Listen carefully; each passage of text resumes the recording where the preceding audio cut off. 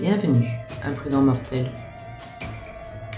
Je vous avais présenté la dernière fois l'histoire de l'empoisonneur d'Halloween. Dans les commentaires, vous m'avez tous dit que vous trouviez ça vrai et aussi en vote sur Instagram. Pour la plupart, vous m'aviez dit parce que il vous semblait avoir déjà vu ça dans des vidéos de True Crime. Vous avez raison. C'est effectivement une histoire célèbre dans le True Crime parce qu'elle est vraie. Alors voilà. Le coupable dans cette histoire s'appelait Ronald Clark O'Brien. Il habitait avec sa femme Diane à Deer Park au Texas avec leur fils Timothy et leur fille Elizabeth. Le 31 octobre 1974, comme je l'ai expliqué, Ronald a emmené ses deux enfants et quitté dans le quartier de Pasadena au Texas avec son voisin et ses enfants. Non seulement les trois enfants qui étaient là ce jour-là ont reçu chacun un Pixie Stix, il paraît que Ronald en avait aussi donné un à un enfant du quartier qu'il avait reconnu en passant devant l'église. Fort heureusement, aucun de ses enfants n'a réussi à ouvrir le Pixie Stix, sauf Timothy. Ce fut lui la victime. Et je dis comme on l'avait établi, le motif de Ronald était l'argent.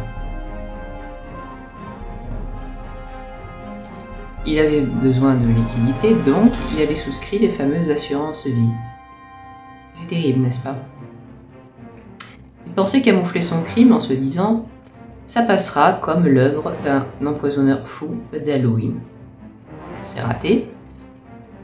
Mais alors me direz-vous, moi l'histoire que je croyais donc être vraie, ben c'était celle effectivement d'un empoisonneur qui frappe au hasard. C'est ça. En fait, la légende urbaine à l'origine, c'est exactement ça. C'est-à-dire que le soir d'Halloween, une personne aurait distribué des bonbons empoisonnés, par exemple à la marora, et des pommes dans lesquelles il y aurait une lame de rasoir. L'histoire de Ronald est vraie, mais pas de fumée sans feu. Il s'est en fait inspiré de cette légende urbaine. Il y a donc une histoire vraie, inspirée de la légende urbaine si vous suivez bien. Je crois que le cas est assez unique. À savoir d'où vient la légende urbaine de base, eh bien en fait, fut un temps, Halloween n'était pas vraiment ce que nous connaissait. Il ressemblait à une version que j'aurais souhaité connaître personnellement. Il était plus folklorique et plus rustique dans ses premiers temps. Plutôt que des décorations en plastique ou en paillettes, tout le monde fabriquait des décorations en papier et en feuilles mortes. Je ne sais pas si vous avez déjà vu des costumes faits main jusqu'aux années à peu près 1950.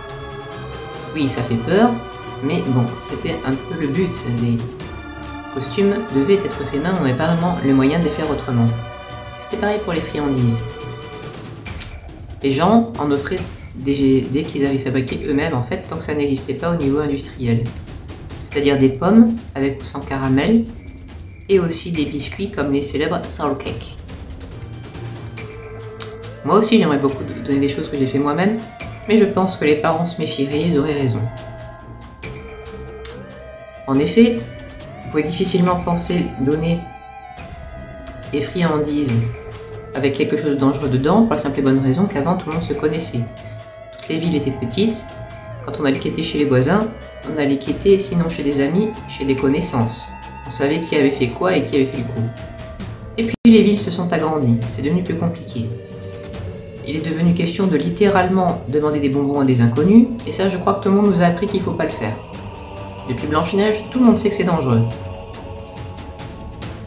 Je pense que déjà, ça commençait à faire son chemin dans la tête des gens que peut-être que c'était pas très sécurisant d'accepter des bonbons que les gens aient fait eux-mêmes.